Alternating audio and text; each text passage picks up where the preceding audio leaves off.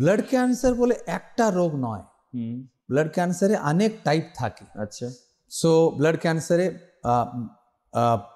Majorly 3 important types, leukaemia, lymphoma, myeloma বলে 3 types হুম, থাকতে পারে। হুম, লিউকেমিয়া ক্যান্সার হচ্ছে যেটা বোন ম্যারো, আমাদের শরীরে রক্ত তৈরি করার ফ্যাক্টরি, রাইট, ওখান থেকে যা ক্যান্সার উৎপত্তি হয় তাকে বলে লিউকেমিয়া। আচ্ছা, সেভাবে লিম্ফোমা, হুম, যা lymph immune system, lymph glands যে বেশি ফুলে হুম, টিউমার মাত্রাম যা দেখা যায় সেকে বলে লিম্ফোমা। লিম্ফোমার অনেক টাইপ আছে। হুম, আর থার্ড টাইপ আছে মাইলোমা, মাইলোমা, সে বোনস কে নষ্ট করে, হুম, বোন পেন, বোন ফ্র্যাকচার, মেজরলি 50-60 ইয়ার্স থেকে বেশি বয়স হুম, আসার মানুষে যা দেখা যায় ওকে বলে myeloma. So 3 important types of blood cancer.